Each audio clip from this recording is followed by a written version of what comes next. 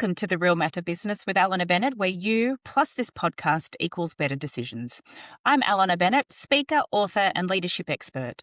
I work with chief executive officers and chief financial officers really to help them create universally investable companies where people serve people and the math just works. This week, I'm chatting to Mike Erlin, but first, here is my thought-provoking question. What if your biggest people problem was you? One of the things that I have observed over working with CFOs and CFOs for a very long time now is we don't really spend a huge amount of time talking about the maths of business, talking about the tactics of business. We do talk a lot about business strategy, but quite often the question or the challenge comes back to people. And I was having a particular conversation with one of my CFOs yesterday, and we were talking about some challenges, some repeated and recurring challenges they were having with their CEO. And in preparation for the coaching session, I always get my coaching clients to fill in a short questionnaire so I really understand what's been going on and what they need most by now. And so one of the things that they said they needed most help with in the session was some tactics to work on the CEO, that they were still having some challenges with the CEO. And I went, this is a question that sounds a little bit familiar. So I went back to their previous pre-coaching questionnaires, and I noticed that there was a common trend from October last year that this, help me help my CEO. My CEO's underperforming. What do I do? He's frustrating people. How do I manage this? And and I'd had a couple of conversations with my client, the CFO, saying, really, this underperformance is not your problem. Because fundamentally, you can't change someone else. You can't change someone else's behavior. You can't change someone else's performance. You can certainly help them. You can create structures and environments around them to give them a bigger chance of succeeding. You can hold up mirrors to the extent that it's safe for you to do so. But you actually can't change them. And, I shared that in the coach. I reflected that back to them in the session. I said, this has come up a bit, what is this really all about? And then I said, at the end of the day, you are not going to change your CEO, and you know that. So you kind of got a couple of choices. You can either put up with it, or you can leave, or you can change your perspective on your CEO. And this is where this thought-provoking question comes from. What if your biggest people problem was you? So actually, when I had the conversation at the end of the coaching session, I said to my client, what was most helpful? And he said, well, actually, Alana, I think the most useful thing was just in that last little bit where you said maybe you just need, and this was kind of my suggestion to him, maybe I just need to work on my own emotional reactions around why my CEO pisses me off, because I know he's not going to change. I know he's doing a good job in some areas. I don't want to leave, and I'm actually loving the work that I do. So actually, maybe I just have to work on myself. And so that when I'm seeing him frustrate me, when I'm seeing him so-called underperforming, I can use some of the frameworks that I've shared with him about the business, but I can also manage my emotions. And so this is where I want to come back to my thought-provoking question. When you think about your people problems that you have at work, and I have no doubt you have them, what if the biggest single problem that sits above all of those people problems was you? And what if you were to fix the way that you think about others, the way you feel about others, and how you let those feelings impact your performance? Love to hear how you go. And now to our chat with Mike Erlin. Well, it's an absolute pleasure today to welcome Mike Erlin to the podcast. Mike, based in Sydney and a native San Franciscan, is an experienced technology executive across education and industry across North America and Asia Pacific. He's built and led high-performing teams for some of the globe's most innovative and successful human capital technology companies. Prior to AbilityMap, Mike led Cornerstone OnDemand's ANZ business for the enterprise and mid-market and SMB solutions. America's Cup sailor, elite athlete, and technologist, Mike Erlin has spent decades focused on human performance, specifically how matching the individual to the role is a critical driver of success. This passion and knowledge sits behind AbilityMap's powerful people technology. Mike, thank you so much for joining us today. Thank you so much, Alan. It's really a pleasure to be here. Um, I think, as we said, as we kind of joked about before we went live, I have this mutual love of San Francisco, and you have a long and successful history with the University of Oregon Ducks, Go and Ducks. through my history, have a long history with the Cougs. Ooh, not the Cougs. So let's just go straight there. And I've spent a bit of time in Eugene, Oregon, actually. Oh, So I Eugene. do. It's a beautiful place. I've watched the Ducks play and all the rest of it. So I want to start. I kind of want to start there, as well as your experience in the America's Cup. Like, I love to do all the crazy things, but the Sydney to Hobart, sort of our Aussie version, you'd be Yeah, familiar that's with, good. of the America's Cup. Like, it's a life or death thing, right? Like, it's Yeah, really dangerous. And so, as much as the kind of fantasy of doing that would sit on my bucket list, it's too extreme even for me, right? yeah. And so I want to start there because I have no doubt that your experience, as an elite athlete, putting yourself in those situations that are high intensity, a high reliance on high performance and people and teamwork where the numbers really matter. Mm. I'm sure that has shaped your view of what high performance and success looks like. So I'd love to know, like, what were those formative lessons that you learned during those experiences? All right, let me just so you when you were talking about sailing and dangerous and even you wouldn't do it, I think that most athletes that I know were adrenaline junkies, right? And actually it's really interesting because the people that I played ball with in college, I was always a solid B player. I wasn't an A class player, but I got a scholarship. My family needed me to get a scholarship. I had to figure out how to get through uni, and I did. Yeah. But there were many people that I was working with who were there not taking advantage of the education, but believing they were going to go to the show, where only 1% went to the show, the pros. Mm. And what I observed afterwards is that some of those people actually had real difficulty transitioning because they lost the adrenaline. When you're in a stadium and there's 40,000 people and you're out on the grass and you do something good and you stand up and raise your arms up and 40,000 people go, Yeah. yes, that's a rush. Yeah. That is a total rush. And just like sailing, sailing is some of the most humbling out in the ocean is some of the most humbling experience I've ever had where other than doing your best, you have no control over what's happening. Other than doing your best, you have no control. And you are absolutely humbled at what happens on the ocean. Okay. So in terms of I think I sorry again, I told you I was going to try and keep up with you guys on this podcast after listening to one of your earlier ones, but I think that from a leadership or from a performance standpoint, there's sort of two sides of it. The numbers are one thing, but the other is to perform, you got to put yourself outside the comfort zone, right? To really find what you're made of, Mm.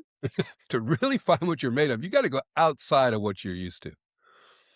And I think high performing people thrive on that a little bit, maybe a lot. So, and I'm going to pause for a second. That was what was coming to my mind when you were talking and asking me the question.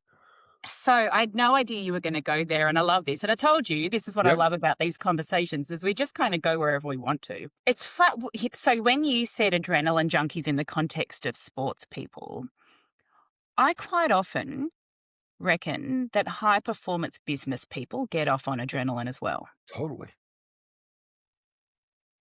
Well, especially the ones who are having to chart the course, because the ones who have to go outside to the edge or beyond and either win or fail. I mean, some of the best things that happen. It's one of the observations I had when I first came to Australia, because coming from the Bay Area, which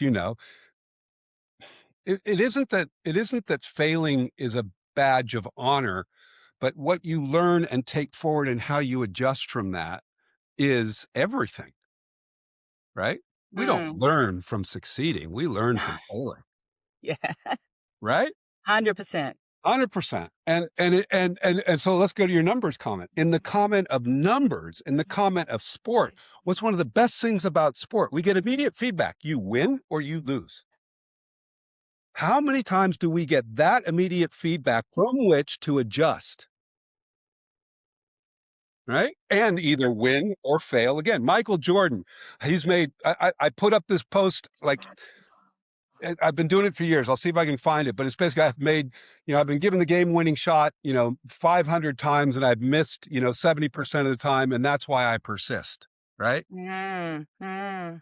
I'll find it. I'll find it if I can and send it to you. Yeah. But Please do. anyway, so yeah, sorry. I think the numbers are actually not I wouldn't say the numbers in sports are the big deal, because I always say the AbilityMap is Moneyball. When I go to America, I say, guys, Yes. we've built Moneyball for business. And I Yeah. say it in Australia, nobody gets it. I say it in Oh, America, really? everybody gets it.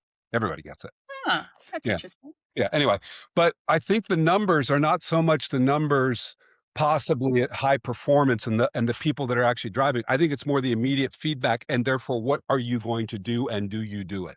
I'm going to come back to the Moneyball comment, because I think that would be a really useful segue into AbilityMap and learning more about that. But I want to come back to this idea that in sports, the numbers are super useful as feedback, but they don't really matter. Mm-mm. So so the thing that I find so fascinating about college football and college basketball is you've got adults who are more obsessed with their college football team than they are about the NFL, right? Totally. So they're so passionate, so passionate. I reckon those 40,000 people care about the numbers, don't they? Yeah. Win or lose. How many wins do you have? How many losses do you have? And don't get me wrong. I mean, percentage completions, penalties, yards, I mean, all of that. The whole game of sport is metrics. There's no Yes. question about that. So metrics are I was thinking about, metrics. Well, okay, I'm probably going to go to Moneyball now. So what happens is, although you guys kind of blew my mind, because you started talking about the money being a proxy and that money is subjective and blah blah blah blah, and you're talking about metrics being subjective and stuff. But in the main, if you accurately collect data and stats, it is binary. It's A B, yes, no. Okay. Mm-hmm, mm-hmm. The real question is, what are you measuring? All right. Yeah.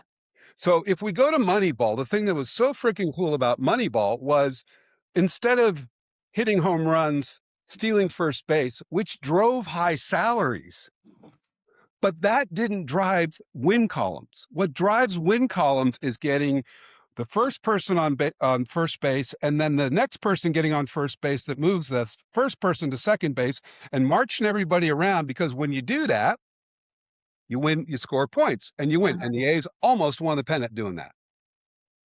All right. And they did it at a fifth of the salary that the New York Yankees did. All right. Mm. That's the whole Moneyball concept, right? Yep. It changed the absolute game. So to your question, I think absolutely fans look at that. But at the end of the day, fans, okay, that's interesting. So maybe that's a shareholder or a stakeholder thing. But the people on the field don't give a freaking rip about their numbers per se. They almost look at, did I swing and miss? Okay, what do I do differently? It's binary. How do I change next? How do I change next? I don't know. That's Yeah. my perspective. So that's so fascinating. So we've now just talked about, okay, if I am on the field, I am thinking about numbers and metrics. I'm thinking about them being super important, not because of the end number, but because of the immediate feedback it gives me to tell me that was a strike. I thought it was a ball. Okay, so I need to modify my judgment. Or, I'm the quarterback and I threw and, it didn't get through for whatever reason. Okay, so I need to change tacks.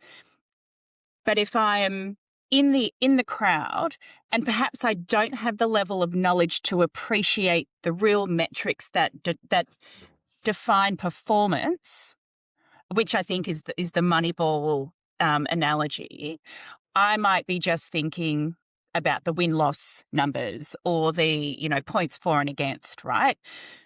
Which is a little bit more shallow. So it's funny, it's interesting to think that even in sport, which metrics matter depend on what perspective you're And looking at. timeline. And timeline. Okay, let's talk about that.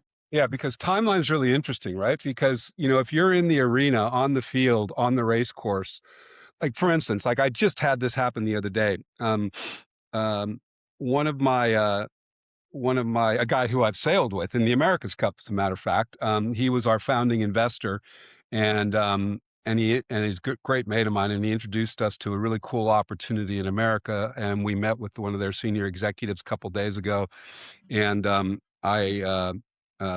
blah blah blah blah, and so I'm driving with one of my team members back, and I call Russ, and I say, okay, let's do a debrief. Let's do a debrief on that call. Yeah. And we went through it real fast and sharp, real fast. It had just occurred that morning.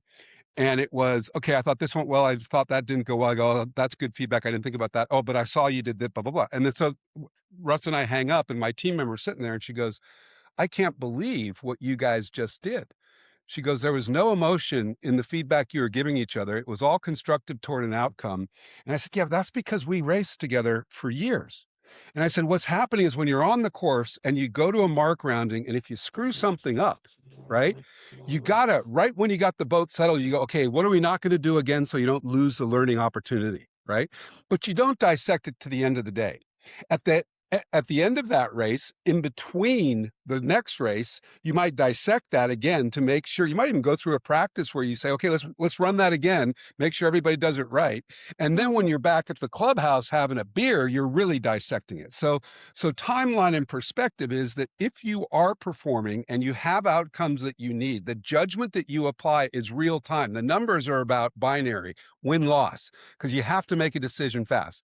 When you have a little bit of a break, you can go a little bit deeper and start looking at some of those metrics in a little more broad way. But then when you're back at the clubhouse, you're looking at the whole race. You're looking at the quarterly results. You're looking at boom, boom, boom. So anyway, that's my view.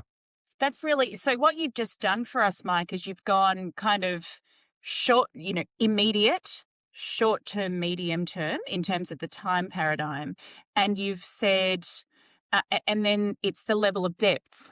So the level of depth, not even depth of feedback, it might be depth and breadth of that feedback, because the longer out you go, you might look more deep, but you might look at a broader, you're looking at probably more systematic feedback. It's also based on what, when is the deliverable due? Right? So if the deliverables due in the next 30 seconds, you better make a bloody decision quick. Yeah. If the deliverables due at the end of the week, you got a little more time. It's the end of the month, end of the quarter, end of the year. So the timeline and the perspective, and actually this is something that we've been doing, particularly of late. There's an article coming out in one of the HR magazines that I wrote, and it talks a bit about judgment. And one of the things that we're observing, a couple things in the world of this AI augmented work, we formed the view that AI amplifies that which we have. Okay, talk about that. So, prior to AI, our whole premise is about figuring, do you understand what needs to be done, and can you identify the degree of capability that people have to persist in doing it or not? That's what our company does in the simplest format, okay? Now, when you bring AI in, AI is amazing. What does it do? It shortens the time frame by which analysis gets done. It is able to give us options and alternatives at a rate that we've never been able to keep up with. So the whole time frame gets compressed, right? But the application of our judgment doesn't. Okay. So what that means is, our view is that for a project manager, say, or salesperson, right, there's a certain set of capabilities that are required to be effective in a specific environment. So for example, a few years ago, we did a project with Salesforce, and we did the same project with SAP in Australia. They each had 300 salespeople. The short version was the top performers over a 2-year stack ranking. We found that there were 8 capabilities that defined each, and there are only 2 in common. Okay, salespeople, Yeah. technology, Australia, but 6 out of 8 capabilities were different. Why? Environment dictates what's needed. The environment of SAP as a culture, the environment of the customers that are purchasing it. Let's go back to Moneyball. If you don't understand what's needed to win, and you're not hiring people or drafting people that have that, how the heck are you going to get it done? That's AbilityMap. And so the AI, going back to AI amplifies that which we have. So if you have misalignment, it's going to amplify misalignment. If you have alignment, it's going to amplify alignment. So right now, what we're doing with a number of our customers and in the US as well is measuring the ability at a broad level to what's the variability of the ability to apply judgment in different environments, because judgment in an AI augmented is everything about determining, is there variability in the effectiveness of applying judgment or not? That's what we measure. Okay, before I want to Sorry. learn more about judgment in different environments. Yeah. But before we do that, I think we've kind of gone really nice and broad in a lot of different areas. We like to ask each of our guests their ratio of the real math of business, of people and math. And what really fascinates me about AbilityMap is you are using science and technology, like real math stuff, to enhance talent and organization, the people. So to me, like that's the real integration of people and math. So through the conversation we've had and given what you do, what do you think the real math of business is? I kind of saw this question coming because it was, I think Jez put it in somewhere or something. And then I looked at a couple of your podcasts, and I think I wrote back to you. I think the environment dictates the mix. It has to. So let's talk through that. I'd love Yeah. to. Let's talk through that. Yeah. So I think we have a very large customer. You probably get your petrol from them. And they've worked with us for 3 years, and they've just expanded for another 3 years. The problem statement that they were trying to solve was essentially an attrition issue across all of their stores. Mm. They were having about a third of their people leave each year. That's untenable. Oh, wow. Yeah, and that's not uncommon in a lot of areas. And so what we wound up doing was going in and defining what their Moneyball get on first base was. And then they started replacing the 30%, and the 30% went down to 20%, and then it went down to 17%, and, like in 3 years, and that was really pretty cool. But the after 3 years, we went back and we looked at the historical data, and what we found was that one of the things that we found was that the people that were leaving, they didn't have strength in navigating ambiguity. We measure people's ability to navigate that which is unfamiliar in what we do. And that was the most consistent factor for the people that didn't make it. Okay? Yep. So you're asking about numbers and behavior. So the mix of numbers was to take a snapshot of what was their get on first base, to refine those numbers after 3 years by identifying another metric because we'd been measuring that. But then we are absolutely using all of that to factor who those people are and what they have propensity, capability to persist in doing, because we know what their get on first base is. So again, let's go to, I'm sorry, I'm thinking about this real time, but I think there's a timeline issue, right? So in that example, using the numbers and the metrics to understand objectively what was their get on first base was heavy. But then all of a sudden, once we had that, they became in the background, secondary, and we began focusing on the people, 90% of it, Yeah. validating, testing, interrogating to that level. Okay. But then we stepped back, just like in between the races, right? Actually, in this case, it was in between the regattas. In between the regattas, we stepped back. We say, okay, what did we learn? Well, we learned that, of the, 30% that went to 20%, that went to 17% over this 3-year period, the ones that weren't making it were actually weak in navigating ambiguity. Mm. Pretty big statement. Yeah. So now we've augmented that lens again, and we're going at it again. Wow. Sorry. So I go back to timeline. I go back to, you asked about what's the percentage. I think the Mm. environment dictates the percentage. What's the light on the hill that you're looking for? If it's get on first base, do you know that it's get on first base Yeah. and it's not hit home runs, Yeah. right? So the environment dictates whether you're in a data, a numeric model, and whether you're what you're trying to analyze. And then once you have that position, then you got to Yes. go out and go racing. Yeah. And once you go racing, you get immediate binary feedback. Yes, no, yes, no, yes, no. Come back and then you readjust the numbers again. At least that's the way I do it. It's so interesting because I want to force you to come up with a ratio, but what I'm hearing before we even try to go there, the first thing you need to do is to find what's your get on first base metric. So the first thing is find the number, find the metric, right? Mm-hmm. That's the first thing you Yep. do. What is Yep. the metric Yep. that is relevant in this environment?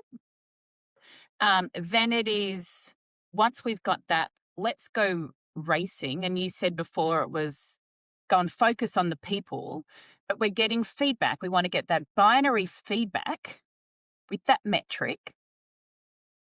And then once we've done that and achieved some results, we pull back and go, so Numbers, what? numbers, numbers, numbers, math, math, math. Right. So this is so I think this I mean this is why I think this real math of business idea is so fascinating, because it's all math and it's all people.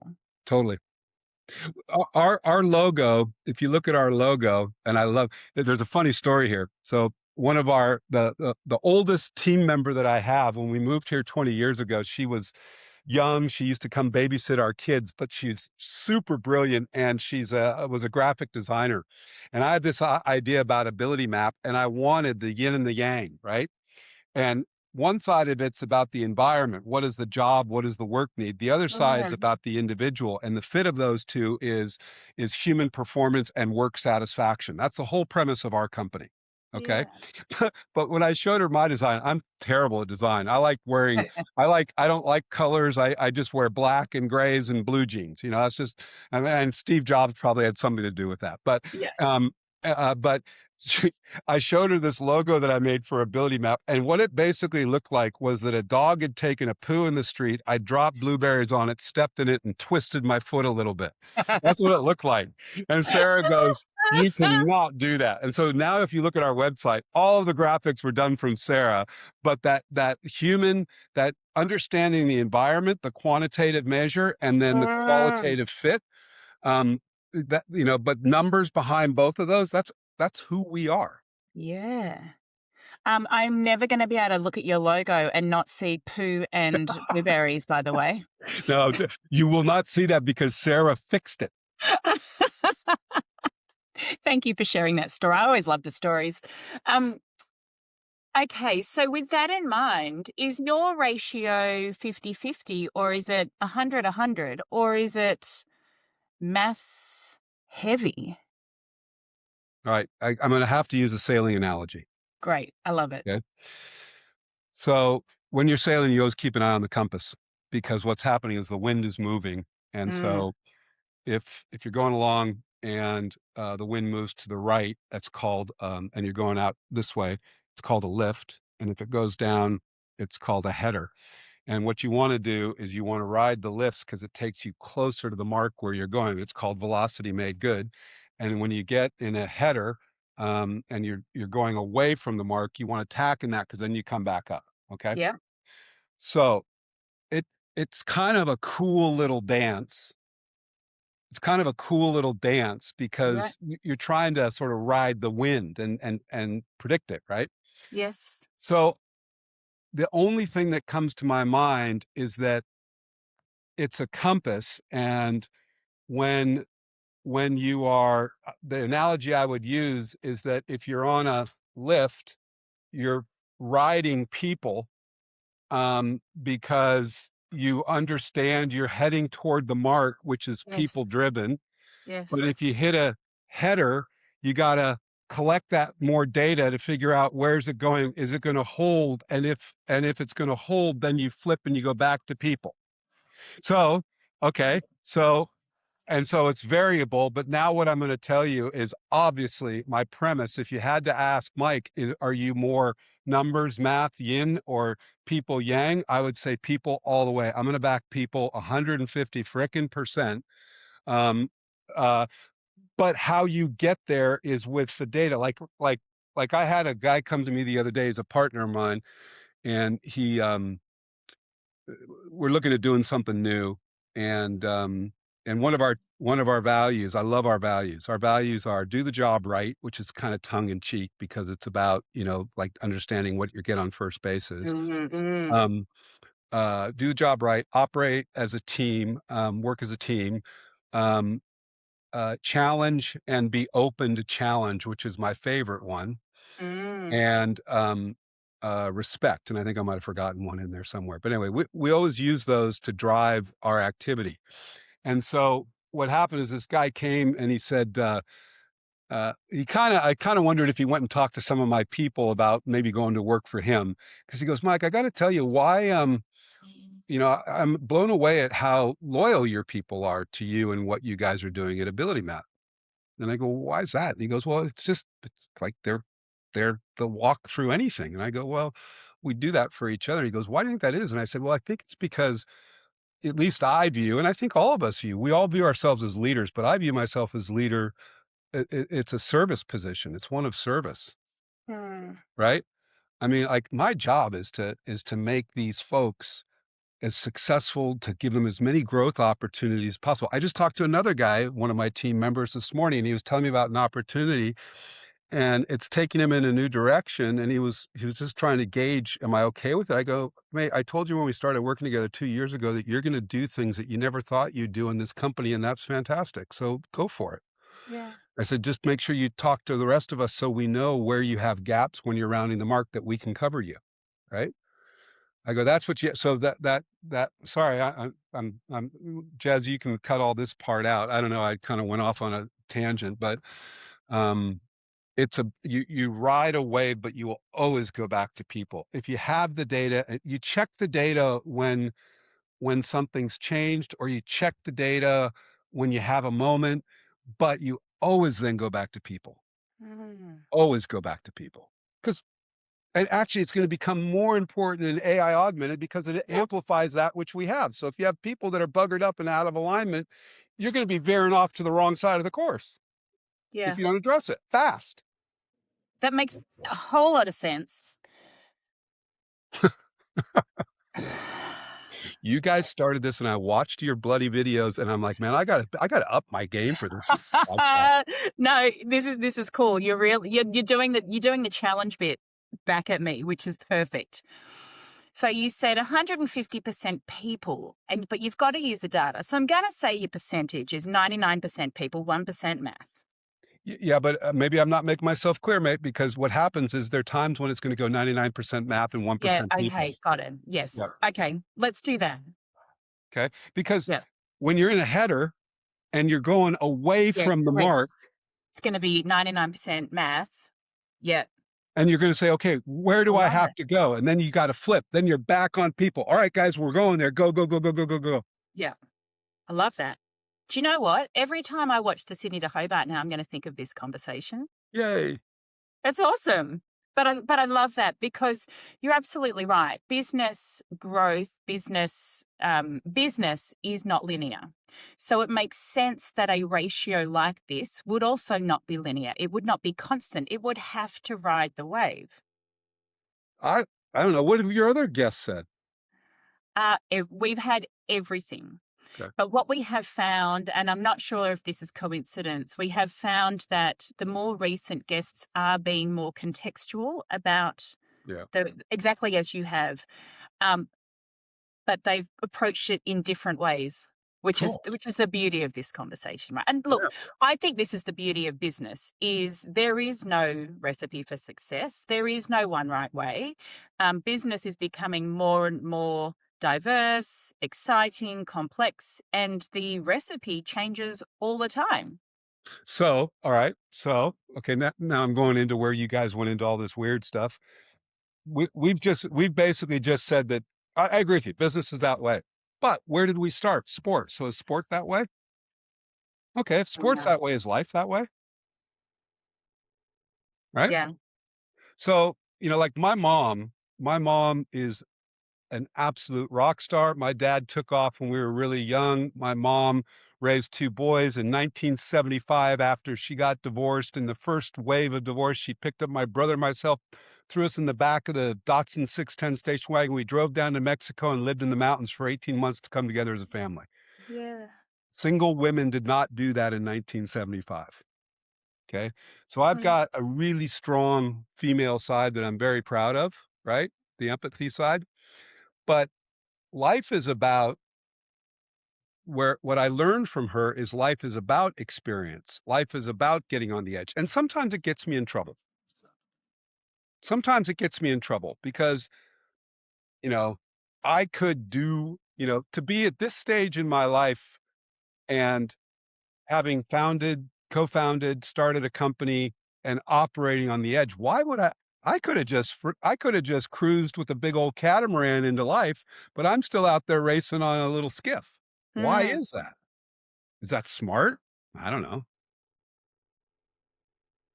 I don't know. But, Michael Jordan, right?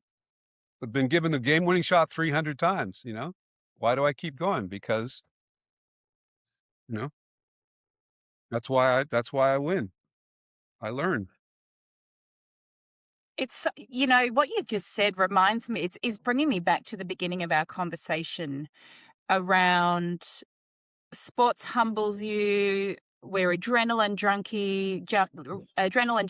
We do the best. We do our best out there, but we have no control. I mean, that is Mhm. life. Like, that is Mhm. life. All we can do Mhm. is do our best, but we have zero control Mhm. about what life is going to throw at you. And you talked about going to the edge. So you said it's about numbers, and you said it's about putting yourself outside your comfort zone to find out what you're made of. And that's when you first used the term "go to the edge." You've just said you've just said that same statement. Life is about getting on the edge, but life sometimes is going to throw you on the edge, like your mum. And thank you for sharing that story. She Mhm. sounds incredible. She's amazing. And so life is going to throw you there sometimes. But as you've just said, you've chosen to stay on the edge. And I love the edge too, because it's fun, right? It's invigorating. If you are a bit of an adrenaline junkie, it kind of fuels you. What about if you don't want to be on the edge? Well, and Can and you and I embrace? think again, and I was literally just talking with my partner about this yesterday after what I shared with you transpired, and he's fair number of years older than I am, and he's still doing it. Why? Why? That's not environment. That's people. Ah, ha ha ha. Okay, that's Aha, not light environment. bulb. Light bulb. Okay, so yin and the yang, right? Our Yeah, logo. What you just said is exactly right. We are who we each are. Some want to live on the edge, some never want to get close to the edge. right. Okay. But if that's the case, what get on first bases, what lights on the hill do they need to be aware of is where they fit so they can go play their strengths and have human performance and work satisfaction by not going to the edge? Mike's going to go to the edge. Kev's going to go to the edge. Most athletes probably, it'd be interesting to look at that. I tried to get us in US sailing Australia sailing. We've done a lot with golfers, but I don't consider golf a sport. Kidding. Um, just kidding. That's for my business partner. Um, Yeah, but anyway, yeah, here's the Michael Jordan one. I'll say I've missed more than 9,000 shots in my career. I've lost almost 300 games. 26 times I've been trusted to take the game-winning shot and missed. I've failed over and over and over again in my life, and that is why I succeed. Michael Jordan, Mm, the mm, GOAT. the goat. And so he clearly has wanted to live on the edge his whole life. Yeah, I mean, yeah, but is he living on the edge now? Maybe in a different way. I mean, I don't really follow him much anymore, but, he's probably running business. He's probably does he have there's comfort. I have, 2 grandfathers, that were quite involved and I was quite close to. One of my grandfathers, I asked both of them before they passed what was they thought the most important lesson or thing that you need to be careful of. One of my grandfathers, I basically said, "Well, here's what I think is the most consequential event that happened to humans that I think was bad for us and that you have to be aware of." I go, "What's that?" He goes, "Credit." He goes, "Credit means you're buying that which you can't afford." Now, Mm, he came from the Depression, right? So, but I think there's a lot to be said in if you haven't earned the right to own something, why the bloody hell should you own something, mhm. right? Okay. My other grandfather, um, who was business, that first grandfather was a physician, doctor, surgeon. This guy was an insurance broker, but back in the days when in Silicon Valley, Palo Alto is where he was from. So in the early days of Hewlett Packard, he was insuring those type people. Wow. How fascinating, right? Yeah. And Gramps, when I asked him, he goes, Mike, sort of the secret I think is, the older I get, the more I've realized you have to get very comfortable being uncomfortable. Mm, Um, at least from my perspective, life doesn't get easier.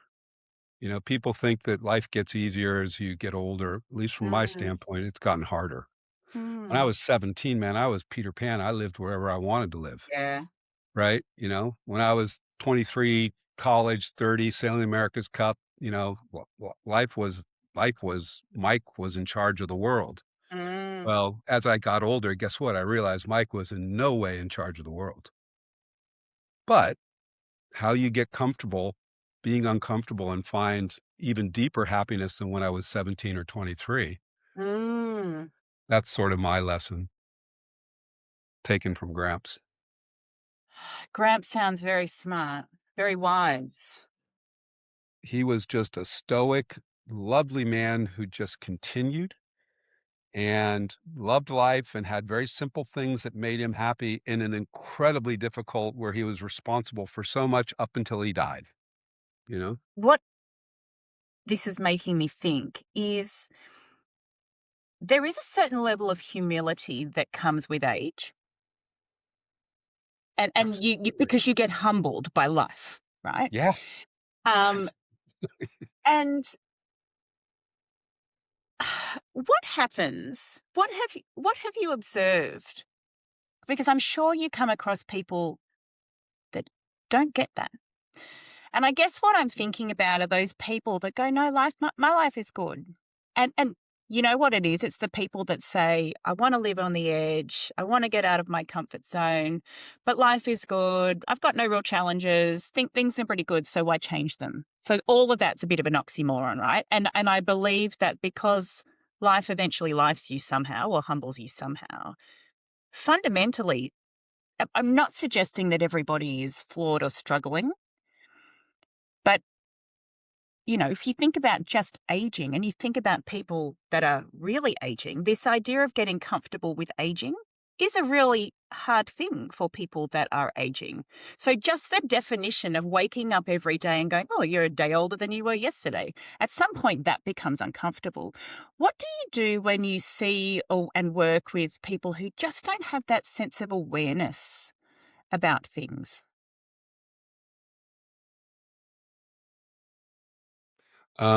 This might not be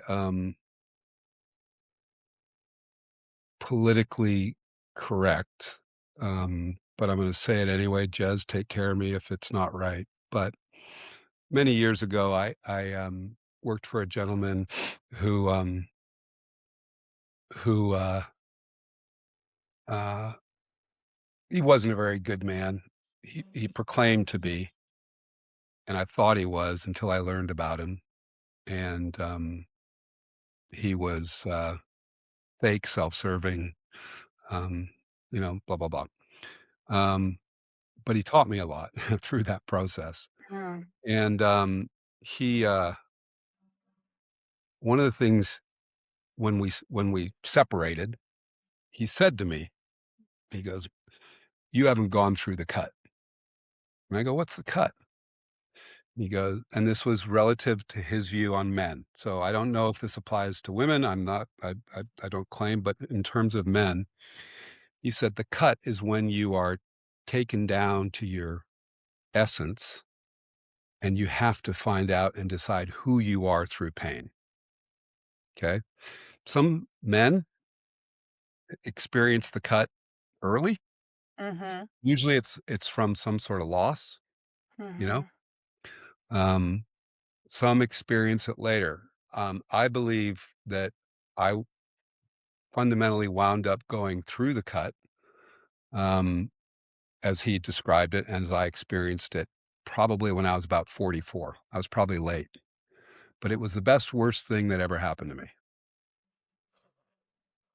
Okay. Yeah. And yeah, I got on my knees on a cliff top after riding out on a mountain bike, and I just said, take me, do whatever the Mm. you're going to do with me, because that's not in my control. So it's to your humbling comment. And if you Mm. can't humble yourself, whether it's through your belief in religion where you get on your knees and pray to somebody, recognizing that you are not the center of the universe, right? If you don't have that awareness, then you haven't experienced a cut and you're coming to a fall at some point. Or Yeah. you're going to miss or you're going to miss that which it's really all about, in my opinion.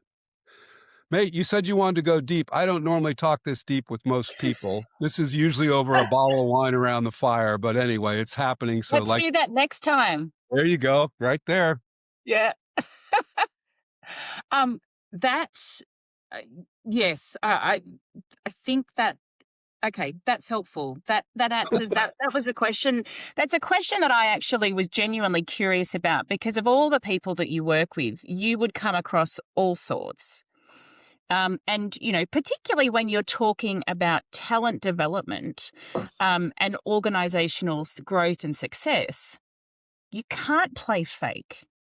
No, you can't have imposters. So to that point, and Kevin and I were just talking about this yesterday. It's like, you know, I said to him, I said, you know what, Kev, like my best suit is not managing people and tasks. I'm not a good manager. I'm a pretty good leader, I think, but I'm not a very good manager. And at least for the types of positions that I've been in recently and I'm in now, um, I have to have, if I look at my team's really good, and they're incredibly self-aware. And they've been through, you know, like life's one of my team members right now, well, two of them now, are going through very difficult transitions, but they have learned how to be reasonably comfortable in discomfort. And we still laugh and we still focus on doing the job right, working as a team, operating with integrity, challenge, be open to challenge, and respecting each Mm. other. Mm. Those are the five. I forgot Yeah. operate with integrity. Oh. It's a given. Yeah, it is a given, but we called it out. You know what? It's a given, but it's so easily overlooked. So I think it's good it, because, yeah, I'm glad you called it out. We thought a lot about Google. We thought a lot about some of the AI and all Yeah, the really concerning things that we see happening in the world, and we said that no, we have to make integrity part of our fiber. yeah, absolutely, absolutely.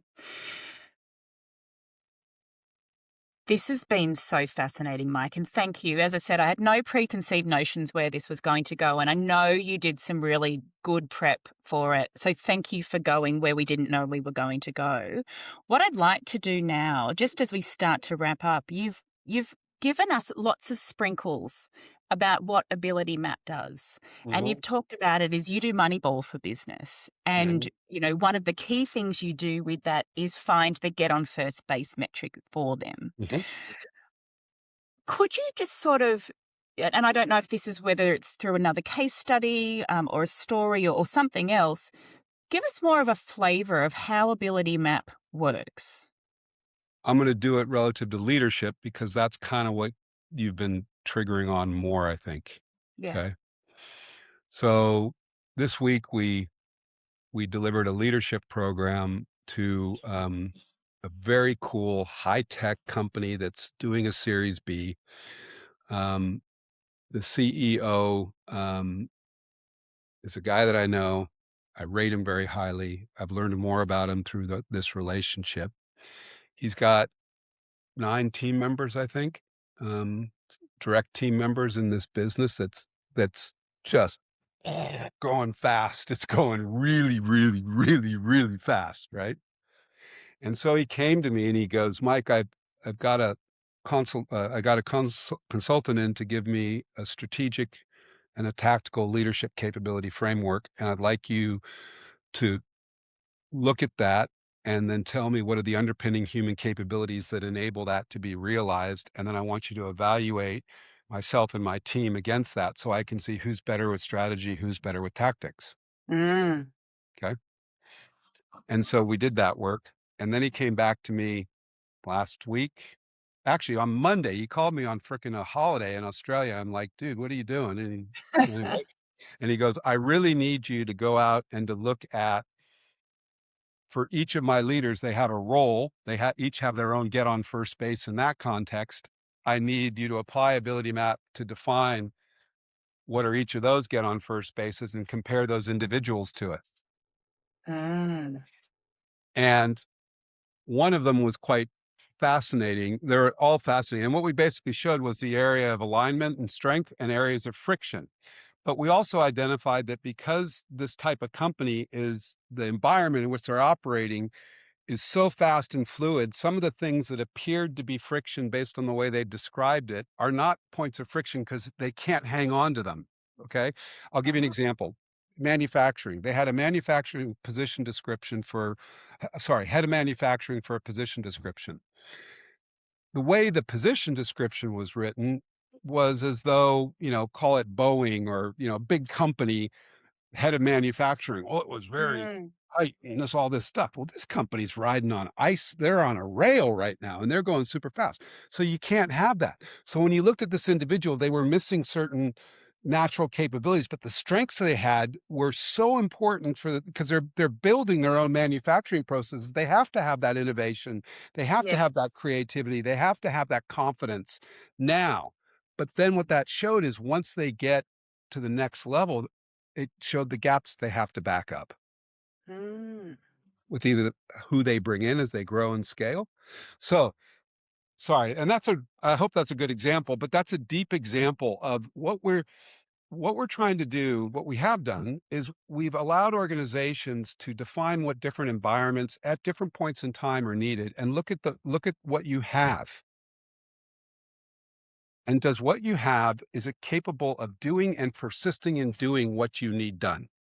Mm. And the implications of that are so important, especially as AI starts to amplify that which we have. And the implication is that when you hire somebody, well, of course, like we have a customer, there's a case study coming out. This customer said to us, they're another engineering firm, a software engineering firm for the mining industry.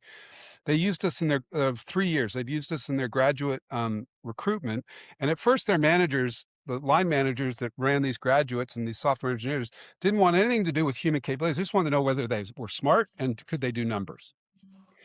But our leader, our people leader, was really smart, and they started using it to not only get people that were smart and good with numbers, but they had well-rounded emotional intelligence, for lack of a better word. Mm. Yeah. And so the first year, they used it, but they only told the hiring managers, "Hey, here's the numbers, here's the intelligence Yeah. quotient," but they'd already vetted them on the human capabilities. The end of that year, the hiring manager said, "That was the best graduate class we'd ever had." Huh. The next year, the second year, they did it again. Okay.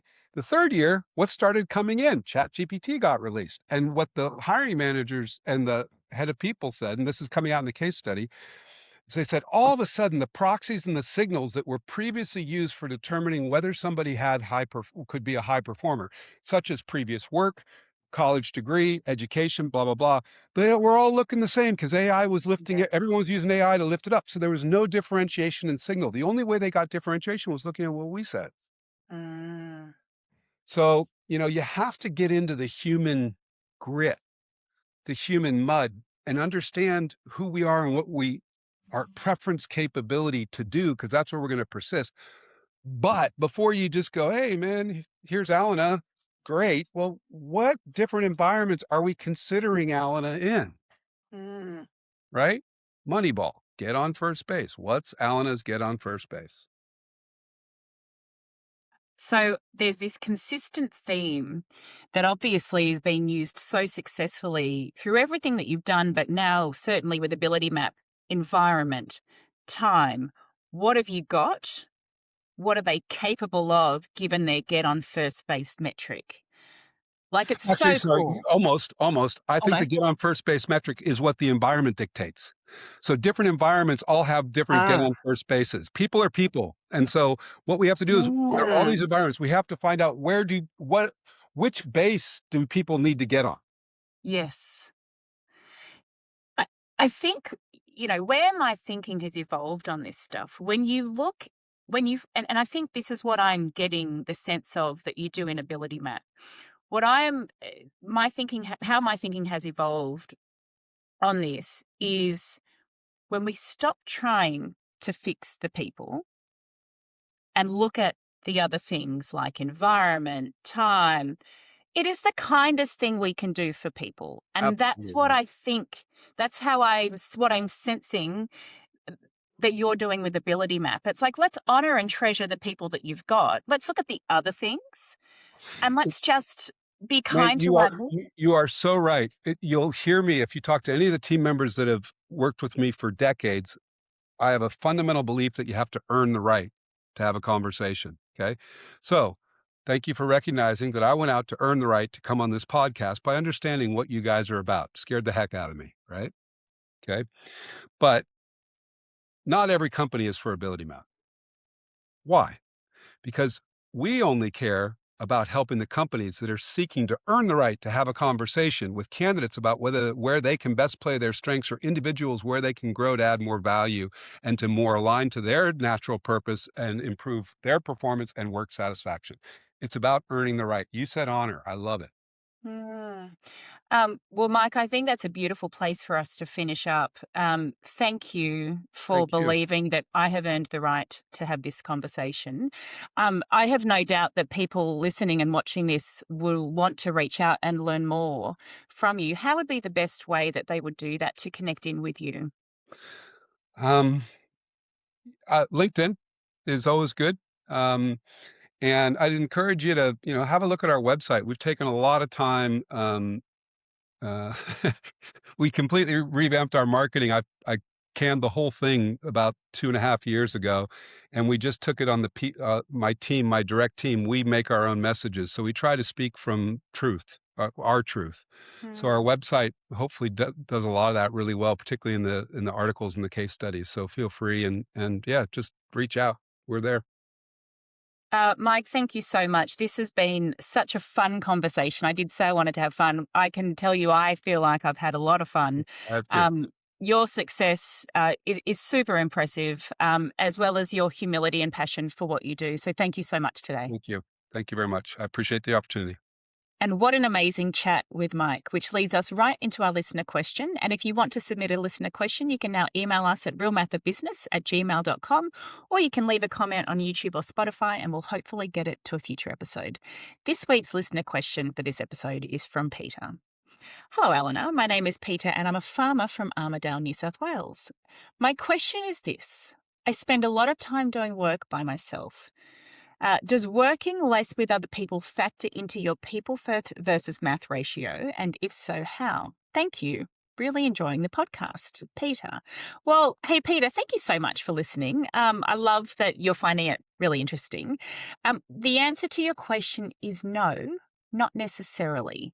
Just because you spend a lot of time doing work by yourself doesn't mean that your people part of your ratio is automatically down. Um, your work obviously intersects with lots and lots of people. I don't know what you farm.